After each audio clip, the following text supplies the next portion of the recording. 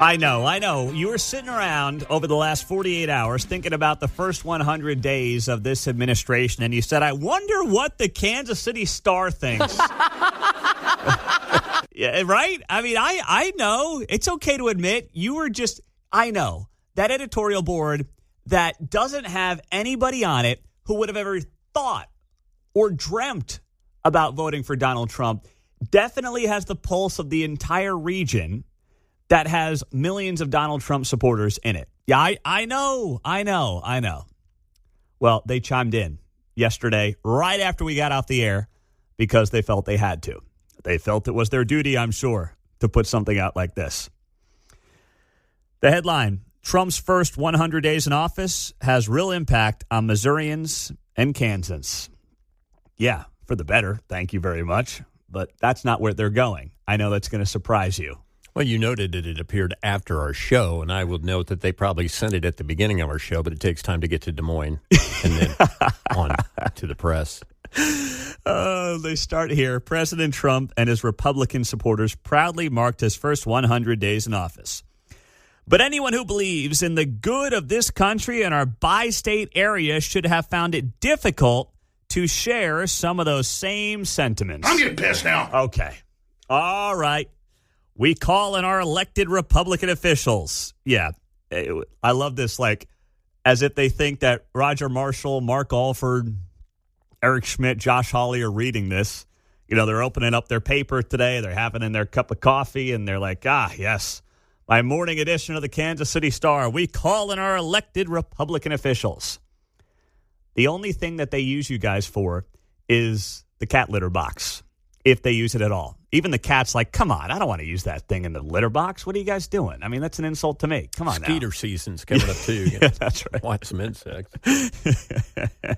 We call in our elected Republican officials in the U.S. Senate and the House, writes the Star, to challenge the Trump administration's heavy-handed approach to immigration, diversity, equity, and inclusion, the humanity and the human rights issues of others. And if they won't do what clearly needs to be done, their respective constituents should consider voting for someone who isn't afraid to stand up for what's right. Gosh, doesn't it feel so good? That's the entire argument. Let me make you feel good. See, I've never denied that liberalism is supposed to make you feel good. It does. But the implementation is so far off from the real world, that's always been the problem. It's masked in this like feel-good verbiage stuff that then, from an implementation standpoint and realistic standpoint, means absolutely nothing and is awful public policy. But that is nothing new. And here's the great, this is, think about this, right?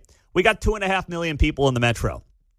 The Star wants to obviously talk about Trump's first 100 days, cuts, and why he's just the worst thing ever. And here's the example they use. They write here, take Joseph Ressler Hartman. And never trust a guy with 3 names like that. Joseph Ressler Hartman of Gladstone, an associate professor of art history at UMKC. Hartman was awarded a $60,000 fellowship by the National Endowment for the Humanities for a research project set to begin in July. Hartman is a self-described middle-class working husband and father of 3. The NEH, National Endowment for the Humanities, describes the award was needed to help complete a book on Caribbean artistic and architectural responses to hurricanes during the 1920s and 1930s. So this is, of all the examples they could find in the Kansas City area, they find a UMKC professor who apparently has lost a $60,000 fellowship to study and complete a book on Caribbean artistic and architectural responses to hurricanes from 100 years ago. And this is somehow a great threat to Kansas City that none of us could possibly ever recover from. This is like satire. This is out of the Babylon Bee. This is exactly the point. This is the kind of stuff when you're $36 trillion in debt, you don't fund a book on the Caribbean artistic response to hurricanes from the 1920s. For crying out loud. And that story would get conflated into NOAA data being lost forever in perpetuity, right? So it serves two purposes. Oh, my goodness. You can't make it up. God save the Queen, man. Oh, jeez. All right. Hartman goes on to tell the Kansas City Star this is not a lottery ticket, he says of the grant. He spoke in his individual capacity and said his views should not be tied to UMKC. He plans to finish the project, but without the fellowship, the process would take much longer than he anticipated. Dude, I don't care. No one else cares either. Go on the street corners around Kansas City. I don't care if you're in the crossroads downtown. Go to the east side. Go to the Northland. Go to Johnson County. Go out to, Eastern Jack. Ask anybody if they think a government that's $36 trillion in debt should be funding a $60,000 fellowship project for a UMKC professor to study Caribbean artistic and architectural responses to hurricanes from 100 years ago. And outside of this guy's cousin who might get pulled, nobody's going to tell you that's a good investment. Not a single person, John. Well, in my mind, I'm thinking you can go ahead and complete it yourself. And he nobly volunteered to do so, but suggested it would take longer. I'm like, why? Because now you can't fly. You're going to walk down there?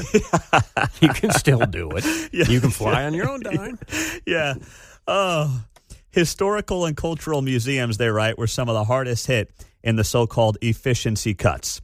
The Star says, we believe the arts, history, and humanities are fundamental to a well-meaning and high-functioning society and must be preserved at all costs. Hartman said the arts ask us to confront injustice, and the humanities give us tools to name it. Dismantling the NEH isn't just unfortunate, it's a red flag, he said. Man, if that is your headline story on why you think the Trump administration is doing a bad job 100 days in, and how there's going to be massive impacts on Kansas City, I'm pretty sure that many people are going to look at that and say, no, that's exactly what I voted for. That's actually like why I want this guy here. Well, and how many parents and grandparents can relate to me here? I've been preserving artworks from a refrigerator for several years down in my basement, so I've got quite a few donations I can contribute if they're concerned. Oh, yeah. No, trust me, I got them too. I look at stuff and go, wow, how did this make it through 3 house moves? Oh, that's outstanding. Like, this is when you cannot look in the mirror and admit your own bias. Like, I feel like I can. I'll be honest with you. Listen, I don't hold it back. I don't hide it. It's the show that's based around my thoughts, my opinions, and the beauty is you can chime in real time at 913-408-7957. We're going to go back and forth, agree, disagree. That's what it's all about. We're just having a conversation about Kansas City on KCML. The Star is not capable of doing that. They have zero self-awareness to say, hold on a second here. We're going to write about Trump's first 100 days. We're going to write this big editorial piece. We're going to say he's done a bad job. And we're going to cite immigration, DEI, humanities, and other rights. And the lead story, the lead example, is a UMKC professor from Gladstone who's studying Caribbean artistic and architectural responses to hurricanes, which I have said that now 4 times in the last 7 minutes, and I have no idea what it even means. I've been looking at the article since last night. Caribbean artistic and architectural responses to hurricanes during the 1920s. What is the possible advantage to Kansas Cityans to have this professor study this? And what does it possibly entail? I don't know. And I've said it now, 6, 7 times. All right, Eli in Kansas City, go ahead. You're on KCMO. Pete, why can't these billion-dollar endowments pick up the slack on this incredibly important topic that Trump is dropping the ball on? Yeah, excellent point, Eli. Well done, buddy. That's a great point. Now, of course, UMKC doesn't have the Harvard endowment, but I'm looking here. The endowment for UMKC, $204 million as of 2023. You telling me they can't find, to Eli's point, $60,000 to study Caribbean artistic and architectural responses to hurricanes? If it's that important to them, Take $60,000 out of your $200 million endowment and go study it that way and stop taking my money to do it, okay? We may be able to hitch a ride with the Hickman Mills School District. I think they got one going down. That's right. Especially with that new, did they pass? No, that was the Kansas City Public Schools who passed that tax recently. Yep. Oh, that's great. 7:15. It is great to be here on a very busy Thursday. Quentin Lucas is coming up at 7:30. We got the Kansas 38 special tickets at 7:45. And Bill O'Reilly at 8:30 to react to his town hall from last night with President Trump that aired right here at 8 p.m. on KCMO Talk Radio.